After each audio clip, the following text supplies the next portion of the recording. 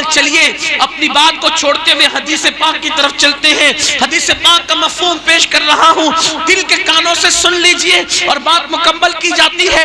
اللہ اکبر. حضرت سیدنا عبداللہ, ان کے چچا ان کو مارتے ہیں, بہت مارتا ان کا چچا, لیکن آپ نہیں چھوڑتے حضور کو. بالآخر چچا مارتے مارتے تھک جاتا ہے اور اس کے بعد پھر ان کو ان کے حال پہ چھوڑ دیتا ہے.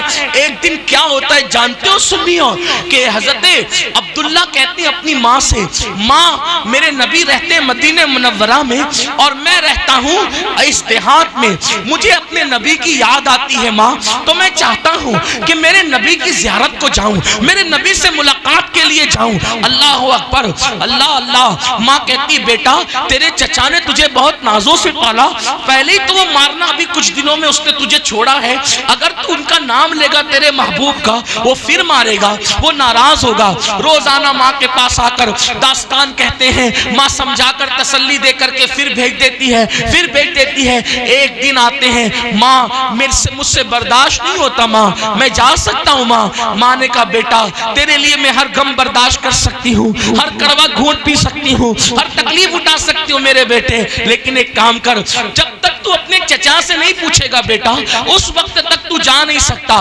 جا اپنے چچا سے پوچھ, اگر وہ اجازت دے دے تو میری بھی اجازت ہے. حضرت عبداللہ اپنے چچا کے پاس آتے ہیں اور آ کر کہتے ہیں چچا مجھے میرے نبی کی بہت یاد آتی ہے چچا, کیا میں ایک مرتبہ اپنے نبی کی زیارت کے لیے جا سکتا ہوں چچا؟ اللہ اللہ, کیسے وہ لوگ تھے, ان کی شان کیا تھی. آج لوگ صحابہ کی شان میں بک بک کرتے ہیں, گستاخیاں کرتے ہیں. لوگ ذرا یہ بھی تو دیکھیں نا, صحابہ کی توہین کرنے سے پہلے ان کی قربانیاں دیکھیں, ان کا عشق دیکھیں. تم 1400 سال کے بعد پیدا ہو کر تاریخ کی کتابیں لا کر صحابہ کی شان میں بکواس کرتے ہو. ان کی قربانیاں تو کوئی دیکھے, جن کے لیے قرآن رضی اللہ عنہم ورضوا عنہ کہے, ان کی شان میں بکواس کرتے ہوئے لوگوں کو شرم نہیں آتی؟ ان کی یہ قربانیاں نہیں دیکھتے لوگ؟ اللہ اکبر. چچا کے پاس آتے اور کہتے ہیں ایک جھلک دیکھنے میں اپنے نبی کو جانا چاہتا ہوں, چچا اجازت ہے؟ چچا نے سوچا یہ نوجوان ہے, اس کو سخت سے سخت دھمکی دی جائے ابھی جانے کا تصور چھوڑ دے گا. چچا نے کہا جا سکتے ہو بیٹا, لیکن ایک شرط ہے. کیا؟ اگر آج تم میرا گھر چھوڑ کے گئے, مدینے جانے کے بعد دوبارہ میں اپنے گھر میں تجھے نہیں لوں گا. جاؤ, گھر چھوڑ دو میرا. دیکھنے جانا ہے, ایک جھلک دیکھنا ہے یا پوری زندگی دیکھنا ہے؟ چلے جاؤ, جانا ہے تو جاؤ, دوبارہ گھر میں نہیں لوں گا. ایک نوجوان کے لیے سب سے بڑی دھمکی شادی سے پہلے کی یہی ہے, میرا گھر چھوڑ دے. اس کے دل پہ کیا گزرتی, کہاں جاؤں گا, کہاں رہوں گا, کس کے ساتھ زندگی گزاروں گا. لیکن وار عشق مصطفیٰ, جیسی چچا نے کہا اگر تم مدینے جائے گا تو میرا گھر چھوڑنا, دوبارہ گھر کی چھت کے نیچے لوں گا نہیں. آپ نے بغیر کسی توقف کے کہا مجھے منظور ہے, مجھے منظور ہے. اگر نبی کے قدم اسی لیے ملتے ہیں کہ آپ کا گھر چھوڑ دوں تو میں گھر چھوڑنے کو تیار ہوں, چھوڑ دوں گا گھر. یہ اور بات ہے کہ ہم گناہ نہیں چھوڑ سکتے نبی کے لیے. انہوں نے گھر بھی چھوڑ دیا, چھوڑ دیا گھر. یہ جواب خلاف توقع تھا. چچا نے فوراً پیترا بدلا, کہا صرف گھر نہیں چھوڑنا ہوگا, اگر تو محمد سے ملنے جا رہا ہے روح فدا صلی اللہ علیہ وسلم, تو تیرے جیب میں جتنے پیسے ہیں, تیرے گھر میں کتنے پیسے ہیں, وہ سب یہی چھوڑ کے جانا پڑے گا. چچا یہ بھی منظور ہے, واہ واہ, ٹھیک ہے سب پیسے آپ لے لیں, میں جا رہا ہوں. اب یہ بھی جواب خلاف توقع تھا. تو تیسری طرف پیترا بدلا, چچا نے کہا تجھے معلوم ہے نا تو بچپنے میں یتیم ہو گیا تھا تو میں نے پالا تھا. ہاں چچا مجھے معلوم ہے. تو یہ جو کپڑے تو نے پہنے نا یہ میرے ہیں, میرے کپڑے بھی میری کمائی کے ہیں, دونوں کپڑے اتار دے, پھر جہاں جانا ہے چلا جا. آپ ذرا تھوڑی دیر کے لیے سوچو, ایک نوجوان سے کہا جاتا ہے کہ مدینے جانا ہے, گھر چھوڑ دیا, ساری دولت چھوڑ دیا, پیسے بھی دے دیا, کپڑے اتار دے. کپڑے اتارنا آسان بات, معمولی بات, لیکن وارے میرے مصطفیٰ کے صحابہ, آقا نے فرمایا لا یؤمن احدکم حتی اکون یقال انہ مجنون. تمہارا ایمان اس وقت تک کامل نہیں ہوگا جب تک تمہارا عشق رسول دیکھ کر لوگ تمہیں واہ کہنے لگے نعرہ تکبیر نعرہ تکبیر نعرہ رسالت ارے زوردار نعرہ لگا نعرہ رسالت اور زوردار عثمان ہارونی آ چکے ہیں ڈائس پر راجستھان سے نعرہ تکبیر نعرہ رسالت نعرہ رسالت جشن عید میلاد النبی عرس بلخی شاہ حضرت علامہ سید امین القادری صاحب قبلہ جناب عثمان ہارونی راجستھان بلند آواز سے درود شریف پڑھنے ایک بار پھر گفتگو آگے بڑھتی ہے اللہم صلی علی سیدنا مولانا محمد معدن الجود والکرم وآلہ واصحابہ وبارک وسلم صلاۃ و سلام علیک یا رسول اللہ. آپ نوجوان ہو, سب نوجوان ہو, تھوڑی دیر یہ تصور کرو, تھوڑی دیر یہ سوچو. ایک چچا اپنے جوان بھتیجے سے کہتا ہے گھر چھوڑ دے, چھوڑ دیا, مال دے دے, دے دیا, کپڑے بھی اتار دے, اگر جانا ہے مدینہ تو کپڑے بھی اتار دے. لیکن صاحب استیاب لکھتے ہیں, صاحب استیاب لکھتے ہیں یہ میرے نبی کے صحابی تھے, عشق کس منزل پہ پہنچا تھا. کہا چچا اگر میرے نبی کی بارگاہ کی حاضری ان کپڑوں کو اتار کر دینے کی بنیاد پر ہو سکتی ہے تو یہ لے تیرے کپڑے. وہیں پر کھڑے کھڑے اس کے کپڑے اتار کر دے دیا, اپنے سطر کو چھپایا, سطر چھپا کر ماں کے پاس آئے, اور جب ماں کے پاس آئے تو ماں سے کہا امی میرے پاس کپڑے نہیں ہیں, میں مدینے کیسے جاؤں گا, ماں کپڑوں کا انتظام کر دے. ماں نے کہا بیٹا تو جانتا ہے کہ تیری ماں اتنی مالدار نہیں کہ تجھے کپڑوں کو دلا کر کے دے سکے, لیکن بیٹا چونکہ میں ماں ہوں میرے پاس 2 دوپٹے ہیں بیٹا, یہ سوتی دوپٹے جلدی سے لے کے بھاگ جاؤ تاکہ تیرا چچا نہ آ جائے. ماں نے 2 دوپٹے دیے, ایک دوپٹہ نیچے کو لپیٹا, دوسرا دوپٹہ اوپر کو اوڑے, اور اوڑنے کے بعد مدینہ منورہ چل پڑے. یہ ہے داستان عشق, یہ ہے کمال عشق, یہ ہے ایمان کی معراج. اللہ اکبر. جس دن مسلمان اس منزل پر آئے گا کہ نبی کے لیے جو چھوڑنا پڑے چھوڑ دیں گے, رسول کے لیے جو چھوڑنا پڑے چھوڑ دیں گے, مصطفیٰ جان رحمت سب کچھ ہے ہمارے لیے, وہ جان ایمان ہے. لو بھی تو, قلم بھی تو, تیرا وجود الکتاب, وہ ایمان بھی ہے, جان ایمان بھی ہے, وہ محبت بھی ہے, وہ جان محبت بھی ہے, وہ اللہ کے قرب کا ذریعہ ہے. وہی دین ہے, وہی ایمان ہے, وہی ایقان ہے, وہی اسلام ہے, وہی ہمارے لیے خدا کے بعد سب کچھ ہے. اگر ان کے لیے جو چھوڑنا پڑے سب کو چھوڑ دیں گے, لیکن دامن مصطفیٰ چھوڑ نہ سکیں گے. لیکن یہ بھی المیہ ہے, لوگ کیا چھوڑیں گے جب نبی کے گستاخوں سے لوگ رشتہ داری نہیں چھوڑ سکتے تو لوگ کیا چھوڑیں گے. بڑی معذرت کے ساتھ ہم تو بس زبانی دعوے کرنے بیٹھ جاتے ہیں.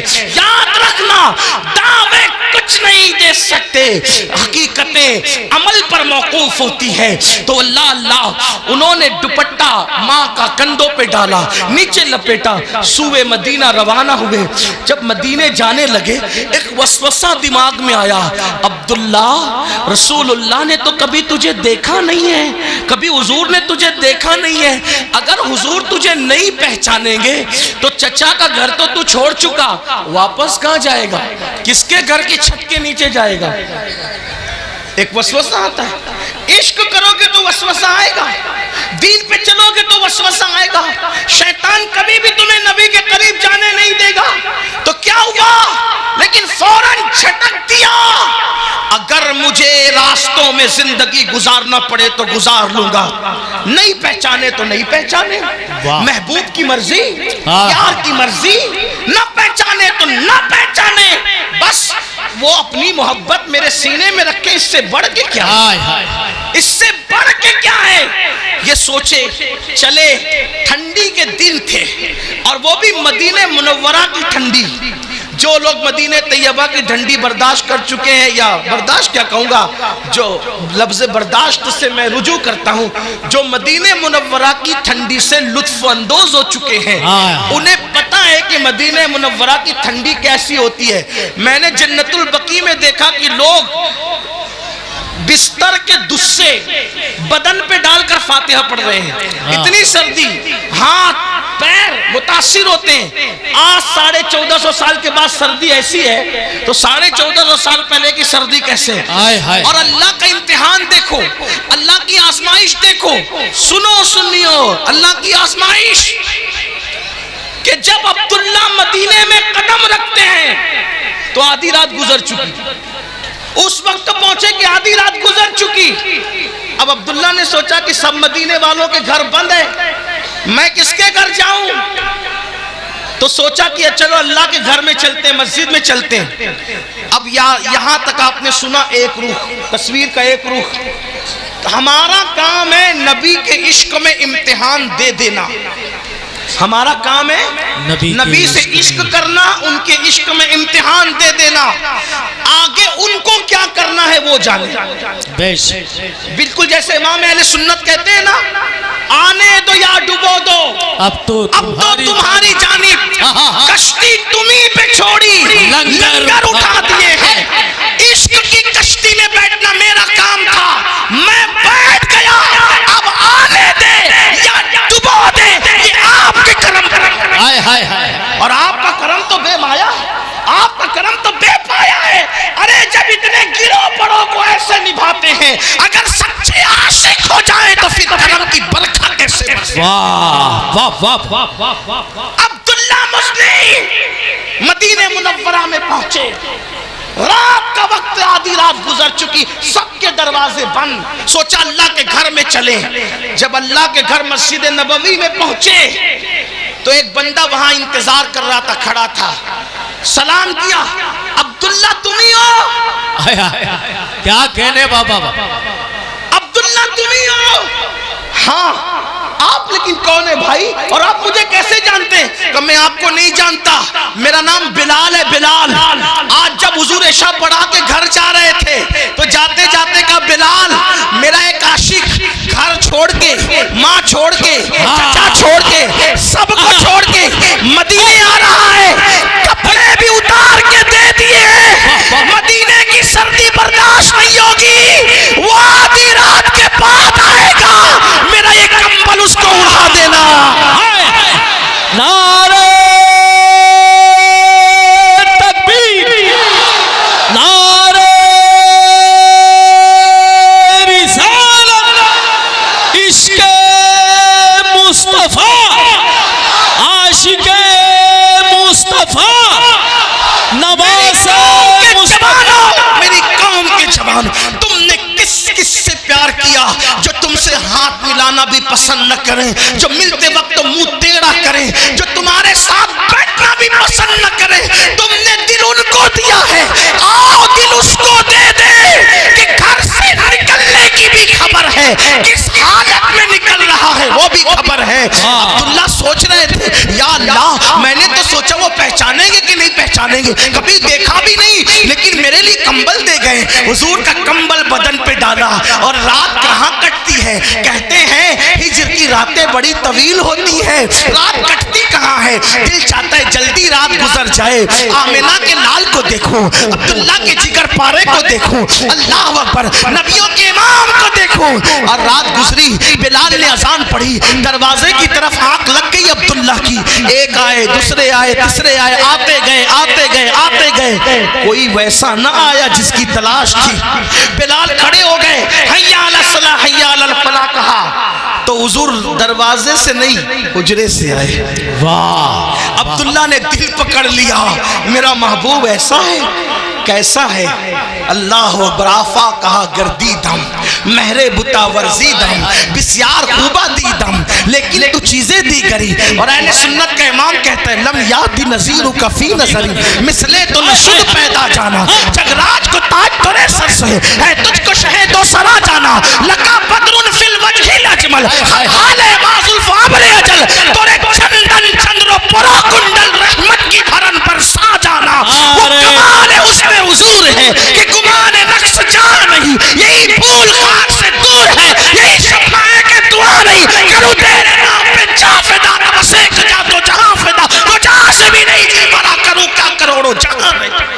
نعرہ والا ہمارا نبی, سب سے بالا وہ آلہ ہمارا نبی, اپنے مولا کا پیارا ہمارا نبی, دونوں عالم کا دولہ ہمارا نبی, حسن اولیاء, آلیہ سے رسول اور رسولوں سے اعلیٰ ہمارا نبی کون دیتا ہے؟ دینے کو منہ چاہیے، دینے والا ہے ہمارا نبی۔ ٹکڑے کیے کمر کے وہ ہے وحدت کا ٹکڑا ہمارا نبی۔ سبحان اللہ، سبحان کیا شان سبحان گستاخیوں کی۔ واہ واہ واہ واہ عرض یہ کر رہا تھا، بات دور نکل گئی ہے تو کہا بلال، بلال نے کہا رضی اللہ عنہ سیدنا یہ کمبل دے گئے حضور، انتظار کرنے لگے۔ جب فجر ہوئی حضور آئے، دیکھا میرا محبوب اتنا خوبصورت، کتنا خوبصورت، سرتاب قدم ہے تن سلطان زمن پھول، لب پھول، دہن پھول، سکن پھول، بدن پھول۔ میرا دل چاہتا ہے کہ ہدایت کے بخشش اٹھا لاؤں، لیکن ٹائم کی بھی قلت ہے، دوسروں کے حق تلفی نہیں ہونی چاہیے نا، ان کو بھی بولنا ہے، اپنے ٹائم پہ بات ختم کروں، مجھے بھی وقت پہ ٹرین پکڑ کے جانا ہے۔ بات تو عرض کر رہا تھا، کیا ہوا پھر؟ حضور آئے۔ اب عبداللہ سوچتے ہیں کمبل تو دے دیا، حالات بھی، مجھے کیسے پہچانیں گے یہ؟ حضور کی عادت تھی فجر کے بعد مصلی پہ بیٹھتے تھے سب کی طرف منہ کر کے، سب کو دیکھا، فرمایا عبداللہ کیسے ہو؟ ہائے ہائے ہائے، سب کو پہچان، کیسے ہو؟ ہائے ہائے۔ عبداللہ نے داستان بیان کی، آئی گئی بات مکمل ہوئی۔ اب ایک سب کے گھر تھے، ان کا کوئی گھر ہی نہیں تھا، وہ تو حضور کی چوکھٹی پہ پڑے رہتے تھے۔ ایک دن حضرت فاروق اعظم نے عبداللہ کو ڈانٹ دیا، جم کے ڈانٹ دیا، کیونکہ فاروق اعظم شریعت کی بہت ننگی تلوار تھی، وہ کچھ بھی کسی کو دیکھا تو ایسا کہ بھئی یہ نہیں ہونا چاہیے تھا، ڈانٹ دیتے، ڈانٹا۔ اب ڈانٹا تو ایسا بھر گیا اندر کہ سوچا کہ اتنے آنسو پہ کبھی میں نے ڈانٹی نہیں سنی تھی، آج یہاں ڈانٹی سنی، اسلام لانے کے بعد صحابہ کی محفل میں کبھی ڈانٹا نہیں گیا مجھے، آج ڈانٹی سنی۔ میں حضور کا سامنا نہیں کروں گا، اگر سامنا ہو گیا تو میرے آنسو نہیں رکیں گے، پھر حضور پوچھیں گے تو شکایت کرنی پڑے گی۔ ایک پیلر کے پیچھے جا کے چھپ کے بیٹھ گئے۔ حضور خطبے کے لیے ممبر پہ چڑھے تو برداشت نہیں ہوا تو دیکھ لیا حضور کو، دیکھا تو رو پڑے، روئے تو آواز نکل گئی۔ اگر حضور ان کو بلا لیتے تو بھی ان کی معراج تھی نا، جسے چاہا در پہ بلا لیا، جسے چاہ اپنا بنا لیا۔ یہ بڑے کرم کے ہیں فیصلے، یہ بڑے نصیب کی بات ہے، بلا لے تو بھی کرم ہے، لیکن ادائے دل ربانہ، دل جیتنے کی ادائیں ان سے کوئی سیکھے، غلاموں کے ناز اٹھانے کا انداز کوئی ان سے سیکھے۔ حضور نے آنسوؤں کی سوگات دیکھی، آواز سنی، جھانکا، عبداللہ، یہ اور رو پڑے۔ حضور نے ان کے لیے ممبر چھوڑا، ممبر چھوڑ کے ان کے پاس گئے، سینے سے لگایا۔ اب یہ تو لپٹ کے رو رہے ہیں، بار بار رو رہے ہیں، کیوں رو رہے ہو؟ نہیں بتایا، کیوں رو رہے ہو؟ نہیں بتایا، کیوں رو رہے؟ فاروق اعظم نے کہا آقا اس نے زور سے اللہ کا ذکر کیا مسجد میں، تو میں نے کہا کہ اللہ کا ذکر زور سے نہ کیا کر، ڈانٹ دیا۔ حضور نے دیکھا فاروق اعظم کو، عمر اس کو کیوں ڈانٹا؟ حضور اس نے زور سے چلایا، اللہ کا ذکر کیا، نمازی اور بھی تھے، میں نے ڈانٹا۔ پتہ ہے کیا فرمایا؟ عمر بہت قربانی دے کر ہی آیا ہے، یہ کچھ بھی کرے نا اس کو کرنے دینا، اس کو کبھی ڈانٹنا نہیں، کچھ بھی کرے اس کو کرنے دینا، اس کو ڈانٹنا نہیں۔ یہ ان کے لیے گویا کہ وی آئی پی کوٹا تھا، گویا کہ ناز اٹھائے جا رہے تھے۔ پھر ایک دن آیا حضور تبوک کے لیے گئے، جنگ تبوک میں گئے، اور جنگ تبوک میں گئے۔ عبداللہ ابن مسعود کہتے ہیں میں آدھی رات کو اٹھا تو میں نے کیا دیکھا کہ مجھے حضور کی یاد آ گئی، ملنا حضور سے۔